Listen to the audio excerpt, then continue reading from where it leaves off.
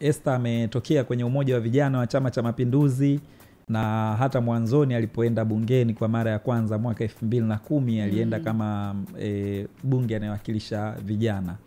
Kwa hiyo alijiunga na Chadema mwaka 2015 wakati wa kuingia kwenye uchaguzi mkuu. Na kwa waliokuwa wakifuatilia mwanzo siasa za pale Bunda, hata kabla jimbo alijagawanywa na kuwa Bunda mjini na Bunda vijijini, mzee Wasira wakati huo akiwa mbunge wa jimbo la Bunda, Esther alikuwa akitaka kugombea hilo jimbo na kushinda. Kwa hiyo alikuwa na mvutano mkali wa ndani ya chama kati ya mzee Steven Wasira ambao wakati huo alikuwa ni waziri kwenye serikali ya Rais Jakaya Kikwete, na Esther ambaye wakati huo alikuwa ni mbunge wa viti maalum ndani ya bunge. Kwa hiyo ilikuwa inatokea mara kadhaa Esther Bulaya anazungumza kuhusu changamoto za wananchi wa Bunda na mzee Wasira anachombeza na kusema kwamba mimi ndo mbunge wa Bunda.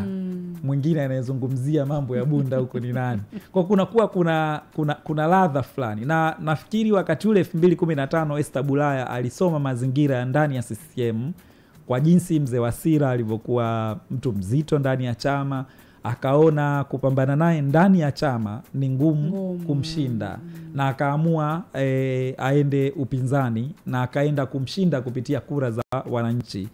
Ingawa Esther Bulaya alipoenda Chadema 2015 hakushinda kura za maoni za ndani ya Chadema, lakini kamati kuu ya Chadema ilipokaa ilimpitisha Esther kwa kuangalia hiyo potential yake, uwezo na mbinu zenyewe za kupambana na mgombea wa CCM aina ya Wasira.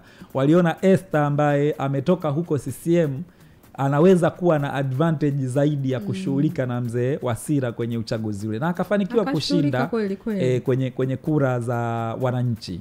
Sasa hilo lilitokea kwa watu wengi. Utakumbuka hata Dr. Godwin Mollel kule Siha alipoona kupambana na Agrey Mwandri ndani ya CCM ni kazi ngumu, alikimbilia Chadema na akapambana na Agrey Mwandri na akamwangusha kupitia kura za wananchi.